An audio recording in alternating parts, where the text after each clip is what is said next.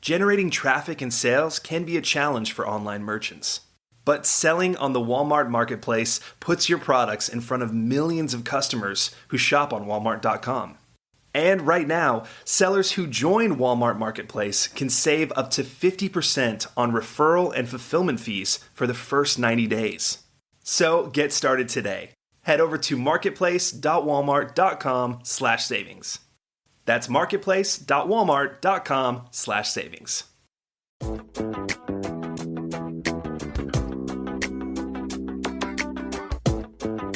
Welcome to E-Commerce Conversations, a weekly podcast focusing on e-commerce topics featuring interviews with prominent people in the e-commerce space.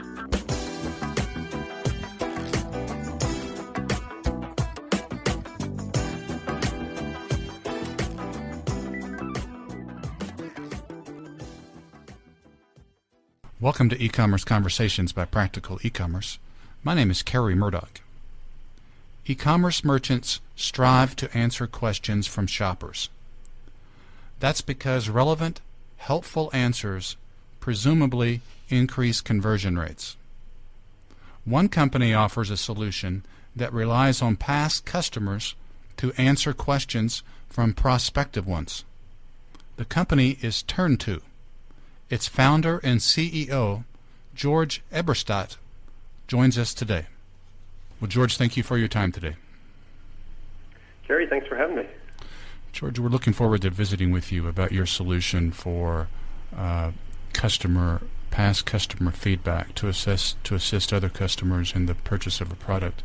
Your company, of course, is TurnTo. You're the founder and CEO of TurnTo. My first question for you is, what is TurnTo? Explain your product to us more. Sure. TurnTo provides a social question and answer utility to online stores and brands. It runs on the product detail page of a storefront and helps shoppers get answers to questions from people who really bought those products in the past. And you're the CEO and founder, I know, of TurnTo. When did you launch the company?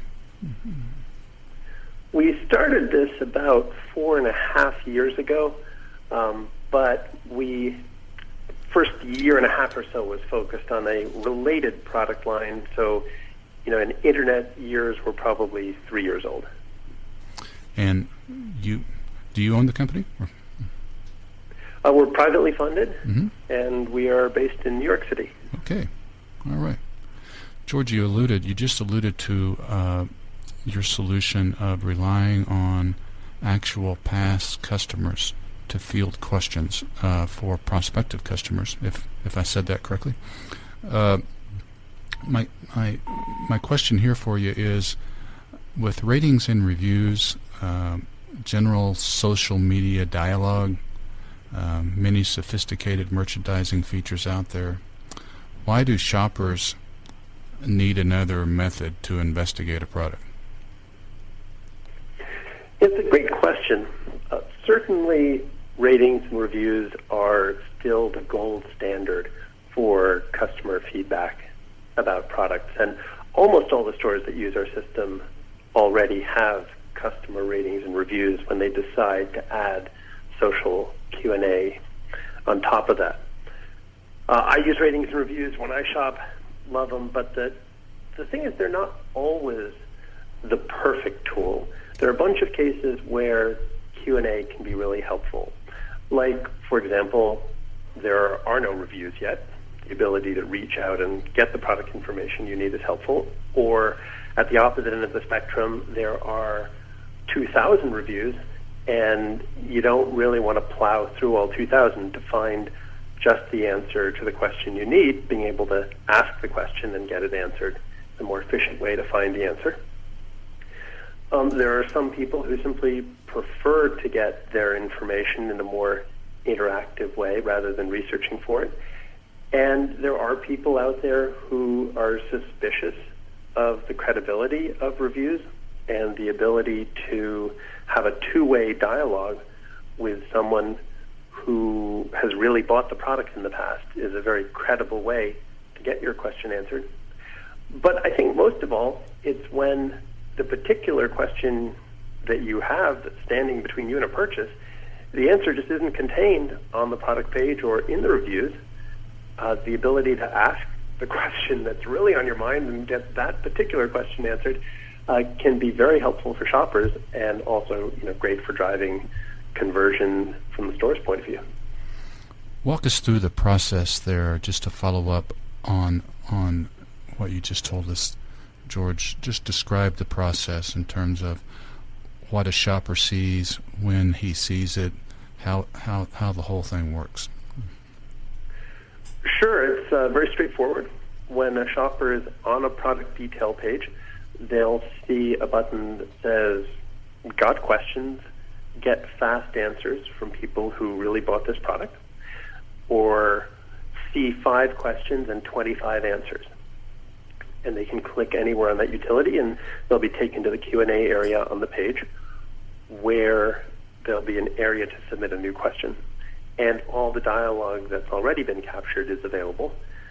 They can browse through the questions and the answers, or there's a search utility so they can look up easily to see whether the question they would ask has already been asked and answered. And then if they submit a question, this is where the sort of TurnTo special sauce comes in. The question will be emailed to people who actually bought that product in the past. So our approach, different from others, which we unkindly call post and pray. If you just post the question up on the product detail page and hope somebody who's bought that product in the past is going to stumble on it and answer it, you get just the tiniest trickle of answers. And that can be very disappointing for a shopper who's asked the question and is expecting a fast answer. So to make sure that we really deliver on the promise of fast answers, we take that question and we email it to people who bought the question in the past. So I should say that pretty much all the stores that use our system treat that email as a marketing email. So they only send it to people who've agreed to accept marketing communications from the store. And part of the integration is putting a feed of the opt-out list into the system so that those people can be removed from the pool of people who would receive the question. And then the system figures out from the remaining people, what's the right population to receive that particular question, and it does things like check to make sure that no one has received a question too recently. The store, for example, can say, don't send a question to anyone who's received a question already in the last 30 days, so that they don't overwhelm a shopper with a past customer with too many questions. It'll randomize from within the pool. It does other smart things to make sure the right people get the questions. And then it emails out that question to people who really bought the product. So if that was you, say, yeah. Oh, go ahead. Do those past customers know they're going to be getting an email? Well, because it's treated as a marketing email, those people have agreed to accept that kind of communication from the store, and the message explains very clearly what this is all about. It says something like, to help make our store a friendly place to shop, we let our shoppers ask questions about from our past customers about the product that they're considering, and there's a very prominent opt-out in each of those messages. The two key links in the question email, one says answer this question, and one says, don't send me any more questions. And just to give you a sense of how well received this email typically is, on average across all the stores using our system, that email gets answered at an 8% rate, whereas the opt-out rate is only 0.2% on average, which most of our stores tell us that among their marketing emails, this is one of the single best performing ones with numbers like that. It gets answered on a 8.008%. Is that what you said? Yeah, so it's the open rate on the question email is about 30%, okay, and the click-through rate is typically about 10%, and then there's a small fall-off, and about 8% of all the people who receive the email actually submit an answer, which means because that rate is so high, it means you don't actually need to send the question to that many people to get an answer.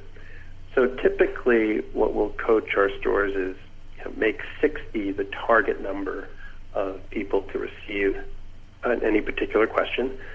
With an 8% answer rate, that means on average each question will get about 5 answers from past customers.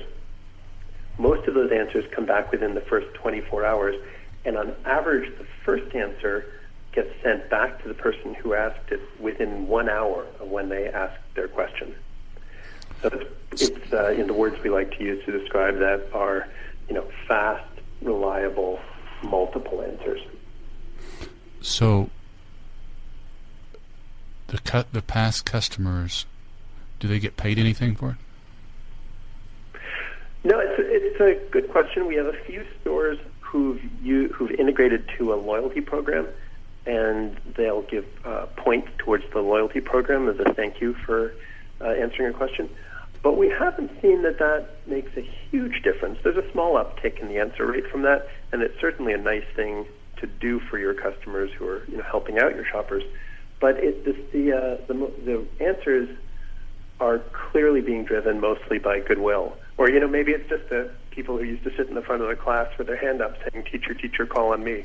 Or, whatever the motivation, it doesn't require an incentive. Then, of course, the answers get emailed back to the person who asked the question. So that person who is considering a purchase will get, during the next 24 hours, what in some ways you could think of as, 5 reminder emails of the purchase they were considering, and all those emails, in addition to the answer, have a nice picture of the product and a big buy now button. And we do see that people who, get those answers sent back to them often click through those links and end up making the purchase they were considering. Any correlation between if you're emailing past customers? I asked this, George, just to back up for a sec, from the standpoint of a merchant. Of course, our audience is e-commerce merchants, so people listening to this run e-commerce stores themselves. If I'm a merchant, I may be sensitive about emails I'm sending to past customers because I want those customers to come back and buy from me again. Is there any correlation or any numbers that you have between returning customers and emailing those customers and asking them to help out other customers? Yeah, in fact, let me just share with you some general statistics about the conversion effect of the whole tool, and I'll save that particular piece for my last number. Mm-hmm. What we see is that people who ask questions while shopping typically convert at a rate between 5 and 11 times higher than the baseline for the store. Now, obviously, that's a well-qualified pool. There are people who have bothered to go as far as asking a question, but it's 5 to 11 times is an enormous uptick, and you do see in the data very clearly people coming back through the to the buy now links in the question emails that get sent out and making a purchase very shortly after that. People who open the utility and read Q&A dialogue that others have posted typically convert at a rate between 3 and 7 times higher than the baseline for the store, which suggests that just getting their questions answered from what's already up there, or sometimes just seeing the positive sentiment that often radiates through from a Q&A dialogue, is helping drive conversion. And then to your particular question, and this is something we didn't expect, people who come back to the store, past customers who come back to the store to answer questions, often stay and make what is presumably an impulse purchase while they're there. The conversion rate of past customers who come back to answer questions is on average 2 to 3 times higher than the baseline for the store, composed of people who are really there to shop. So again, they're past customers. It's a well-qualified pool, but these are people who just came back to answer questions. They didn't come back to shop. Interesting. How much does it cost for our audience of merchants? What will they pay if they use your solution? Sure, it's a tiered pricing model. Annual contract. Our smallest stores typically pay a few hundred a month for the system. Our larger stores pay a few or more $1,000 a month for the system. Is it a fixed fee, or is it based on activity or transactions? Or it's a fixed fee. The scale, like I said, the amount of the fee is based overall on the size of the store, and we try and correlate it to value. But it's not a CPA kind of model. It's a flat annual fee once the price has been determined. Okay. So the low end is a few hundred a month, and the high end is a few thousand a month for big merchants. Yep. Okay. A couple of years ago, George, we did a study of shopping carts, and we found, I think it was 594 hosted and licensed shopping carts that have, product detail pages and where merchants can sell products. Those are English language shopping carts. So we have a bunch of shopping carts out there and a bunch of listeners, and we have many listeners that use different carts. Does your solution integrate with all shopping carts? That's a very fair question. No, I couldn't put my hand on a stack of Bibles and say we integrate with every single shopping cart. There's about a dozen that we have live integrations with right now. We have packaged integrations with Magento and Demandware, Magento extension, the Demandware cartridge. We have a whole bunch of integrations on Revolution and on Yahoo stores. A bunch more, sorry, not off the top of my head. I don't mean to leave any of our partner platforms out just because they're not front of mind. And we do very well on custom and customizable solutions where it's easy to access the data. So it is pretty flexible. We aim to be able to work on a very wide range of shopping carts. So if a listener is using a cart on his or her business, and the cart requires a custom integration, either a hosted cart or a licensed cart, is that going to cost them extra money? No, I mean we know the landscape pretty well. So the first thing, in any conversation, well, the first thing we'll ask is what platform do you run on, and if it's one that we know we have trouble on, we'll say what the limitations are. It tends to not be, works or doesn't work. It tends to be more like there's some particular aspects of the product that are, we're not able to activate because of some, integration aspect with the cart. But we charge a flat setup fee that's usually a couple months worth of the annual license, but we don't charge any more than that to do the work based on what the particular cart is. Okay. George, we have just a couple of minutes left here. Anything else on your mind for our audience, which of course is mainly e-commerce merchants? Sure. Well, one thing I didn't touch on that I'd love to say is while conversion is part of the value here, another big part of the value is the SEO benefit, especially since the updates that Google has made in the last year, the Panda update and its successors, having fresh, changing, user-generated content that's indexable directly on the product detail page, not on some subdomain, has really become best practice for getting SEO, organic traffic to an online store. And what we find is reliably, TurnTo Q&A generates 2 to 4 times as much UGC as customer ratings and reviews. And all of that through a couple different tools we provide can be indexed directly on the product detail page. So I would say of the reasons why stores adopt this, probably half of it is because of the conversion and also the loyalty benefits of the interaction that the system generates. And then the other part of it is from the SEO benefits that the system delivers. Okay. Well, for purposes of our audience, we've been visiting with George Eberstadt. George is the CEO and founder of TurnTo. That URL is TurnToNetworks.com. That's TurnToNetworks.com. TurnTo offers solutions for merchants to tap prior customers to help prospective customers complete a purchase. And George Eberstadt, the CEO of TurnTo, we want to thank you for your time today, sir. I enjoyed it. Thanks, Kerry. Thank you.